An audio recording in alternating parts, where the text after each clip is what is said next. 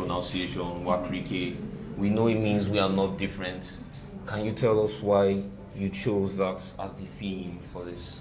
Okay, great question. It's Wakirike, and it directly translates to "we are not different." It's actually the original name for Okrika. I know there are people here who know Okrika, but when the white man came, he was too lazy to pronounce Wakirike, so he just Okrika, and then the name stuck.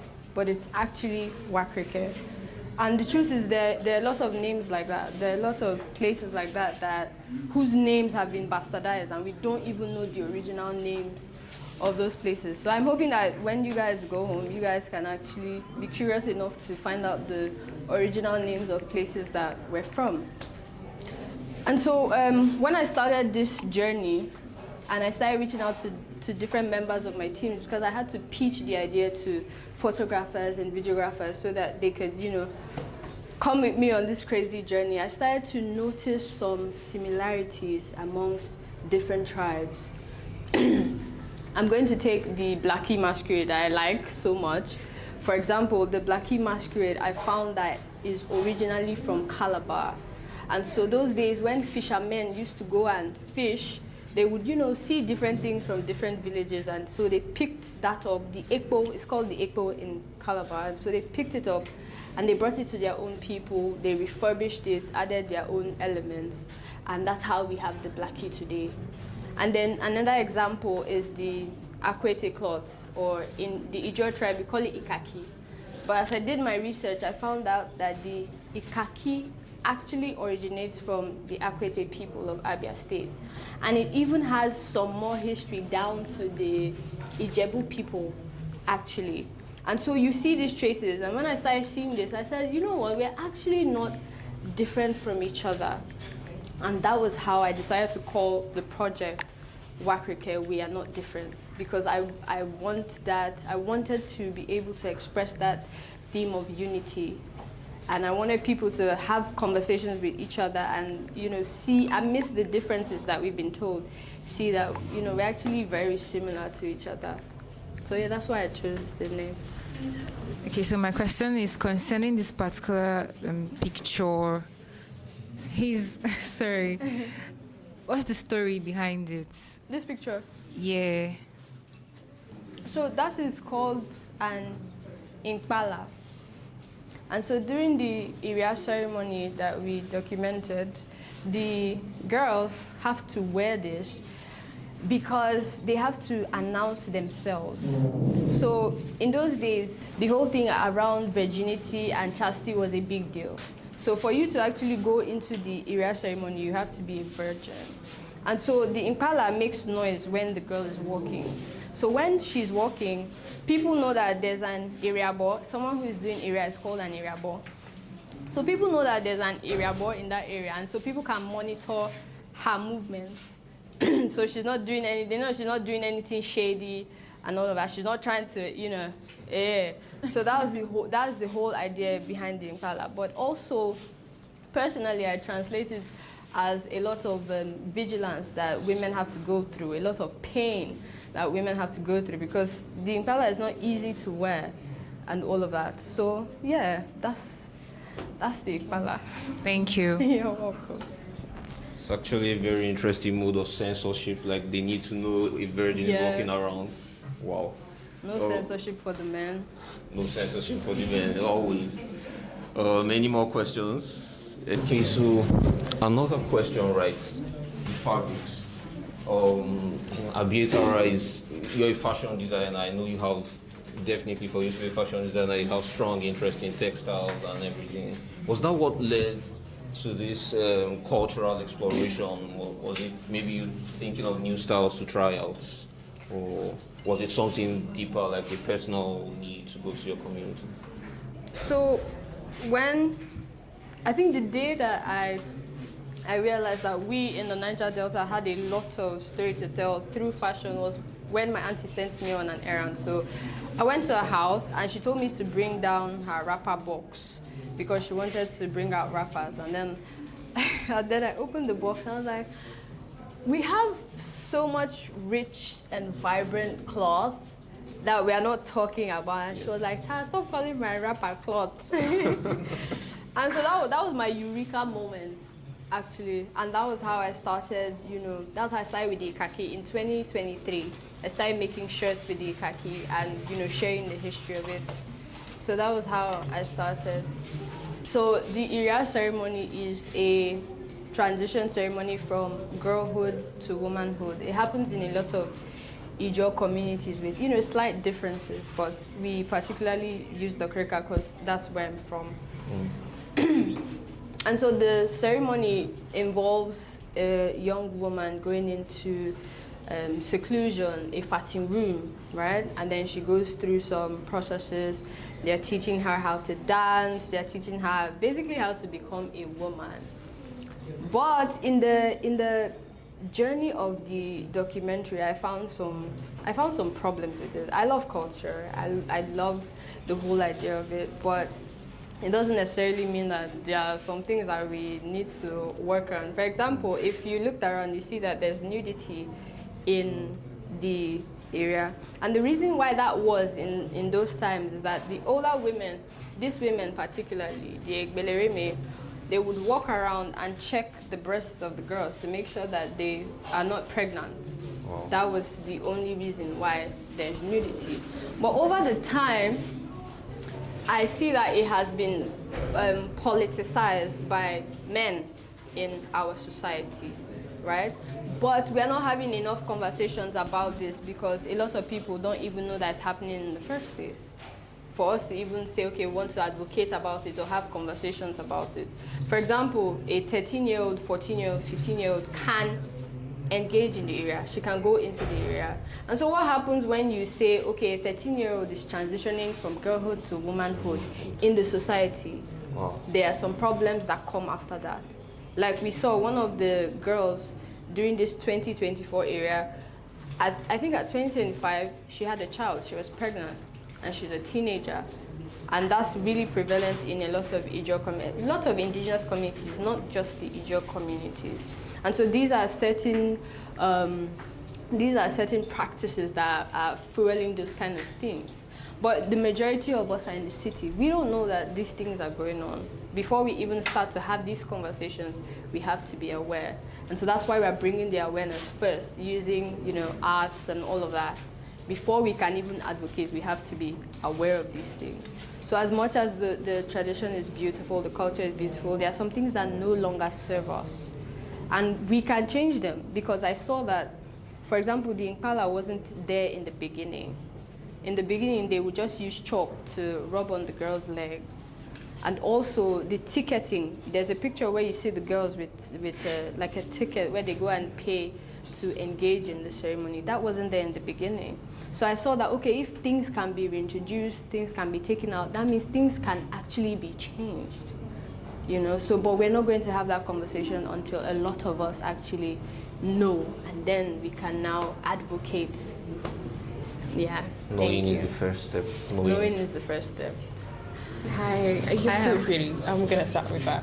I'm gonna run back to the fashion because I do like the pieces. They're quite interesting, and I wanted to find out if it's just an expression of an art or they actually mean something. There's a meaning behind the fashion styles, the use of beads, the use of colors. If there's any special meaning, or is just an expression of your culture or your art, basically. Okay, so most of the symbols on most of the pieces have significant meaning. And let's take this jacket, for example. It's called the Burumo jacket. If you look at the paintings, you will see that the girls have body paintings on their body, and it's called Burumo. So they have paintings that mean different things. For example, there are paintings that mean wealth. There are paintings that mean strength. In the documentary that we did, there was a part where the woman said, there are some paintings you don't paint on a particular girl because she doesn't have the spirit to carry that painting. For example, a lion. You cannot paint a lion on a girl that cannot necessarily carry it because it's a spiritual thing, right? And so I wanted to, just translate that symbolism into clothing. So you could see a kenu, you could see a manila. A manila is on the side, which signifies wealth. You could see the spiral. The spiral is like life. That's what it signifies. You could see the river, you could see the Ikaki, which is wisdom, the tortoise. Ikaki is tortoise. Okay. So wisdom. There's a fishing net by the side that looks like a math thingy. So that's what I wanted to do with the symbols. And then this, for example, is called Feni. To the Wakirike people, we particularly use this pattern of Feni. There are different symbols of Feni. For example, the Ijaw is actually a type of Feni, but it has different symbols. So different tribes now adopt motifs that are particular to them, that they like. So the Igbos adopted the lion head, which is the Ijaw, right? I think I mentioned it mostly because of the insipidity in Igbo culture. It's symbols. So I saw the symbols, so I wanted to know if there was a specific meaning to them. Yes. Yes. That's why I mentioned, because I'm really quite interested in different cultures, and that's quite interesting. All right, thank you. I hope I was able to answer your question. Yes. All right, cool. Hi. So I noticed in one of the frames that the areas, I don't know what they're called, the ladies' transition had to be prepared by the priest. How spiritual is the transition? Because I don't think it's just surface. I think it's more deeper than that. So how spiritual is it? Thank you. Hold my beer. I'll take the body painting, for example. The reason why they did the body painting is because in a lot of water tribes, there's what we call water spirits, right? So when they did the painting, they used it as a way to cover the girl, and as she's transitioning to a new person. So those water spirits don't see her anymore because she has transitioned to a new person, and now she can now get married, and those water spirits will not disturb her. So those are examples of spiritual presence in the whole ceremony. So yes, there is actually a lot of spiritual elements in the process that are duly respected. Another one to note is the Tibiseng. There's a picture where the man is cutting a part of her hair. That's actually the day one. And so they take a bit of her hair and they put it on the ground and they pour water and they libate.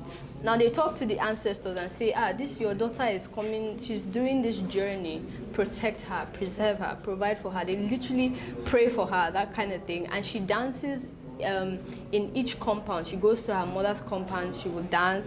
They will do the same process of taking a bit of her hair, putting it on the ground, pouring water, praying to the ancestors and saying, this is your daughter, see what she's doing, see the journey she's embarking on, protect her, bless her, all of that. So yeah, there's that. Well said, really well said. I would say one more thing. I don't know one mentioned it today, but there's always the immediate tag when you hear the title Wakirike is everyone knows Wakirike, second-hand clothing and whatnot. And to be honest, being here and seeing these pieces, I feel like it really changes the narrative to me. I've never encountered Wakirike clothing in person, and for my first experience of it to be, such high-end, such tasteful pieces, it really does change the narrative. I wonder, was that one of your motivations in doing this? Yes, actually, that was in my mind. When I moved to the village, I did a thing where I trained young women in Wakirike in fashion design for free, because it was a way of giving back to the community. Because I saw the problem, the teenage pregnancy and all of that, and I saw that it was coming from a certain place. And the solution to that was basically empowering women enough to make better decisions. And so I decided that this is something I can do without having to ask for help from anybody. I already have a skill that makes me money. I can pass this on to another young girl to help her make money. And also I wanted the stand. You know how you hear Italian shoes? Yes. Do you understand that kind of thing? Yes. I envision our communities being places where just the name speaks of a certain standard. And it starts with us that, let me say, have gone outside. If you go outside and you're doing very well, to me, the next thing is to give back to your community. Because it's one thing to go outside and you look good, and if someone comes into your community, they're looking at you like, is this where you come from? Yeah. And so we can choose to just, just leave it alone, or we can choose to do our own little bit to making sure that, do you understand? Exactly. So, and then the term Wakirike, a lot of people may not necessarily know why we call second-hand clothes in Okrika. But in Okrika, there was a trading center called African Trading Center. And so when the white people came, they would stop at these ports and they would bring their clothes. And so people who were inland would call it Okrika because it came from the ports in Okrika. So that's why till date we still call second-hand clothes Okrika. Wow. All right. Really interesting context. Well, this is such exciting moment.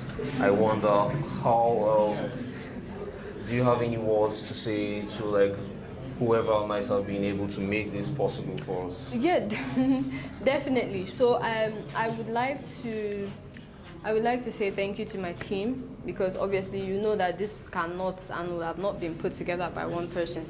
It literally took a whole village.